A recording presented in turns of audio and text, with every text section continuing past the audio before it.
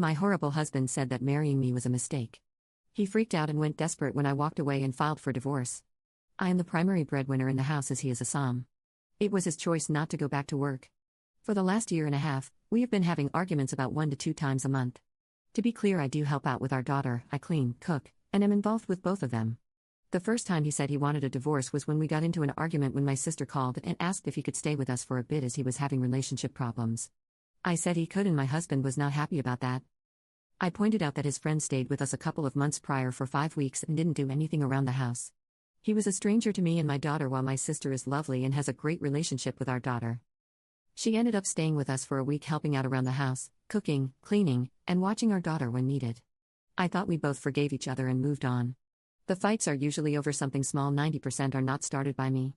I have suggested therapy and counseling but he always said we never needed it. Well, I had it last night.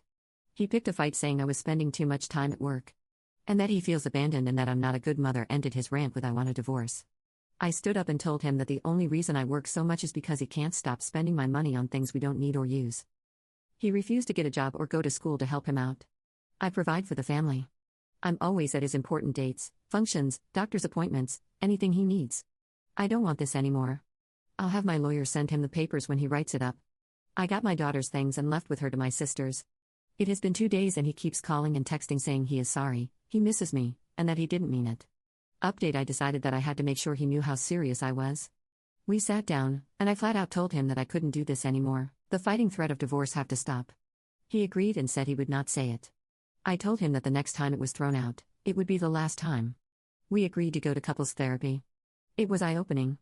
Things were said, feelings were brought up, and outside professional views helped us understand the other better. After a few sessions, I thought we were doing better. He started to apply himself more. He looked and obtained a job, made some friends and got a hobby. That was until an argument started because we had plans regarding our daughter that he overlooked and couldn't cancel the other plan he had made with some new coworkers. At what I considered the end of the argument he said under his breath, I knew marrying you was a mistake. I looked at him and the thing I remember most is how I did not recognize the man that was standing there. He looked different in my eyes. I didn't know who the man in front of me was. I asked him to repeat himself. He said, I should have divorced you years ago. I walked away and took my daughter. He freaked out and asked what I was doing. I explained to him that I had warned him. He was refusing to let go of my clothes and went desperate saying that he would unalive himself if I go. I did not bother to look at him and drove away. I ended up filing for legal separation.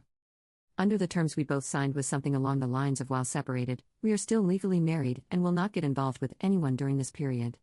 One day, when I had my daughter, I needed my husband to take her.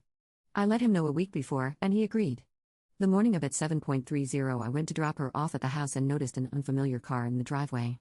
I go ring the doorbell and wait with my daughter when a shirtless woman about 20 opens the door and asks who am I and what I want. I asked where my husband calls him, and he comes around the corner in a robe and him fave goes from.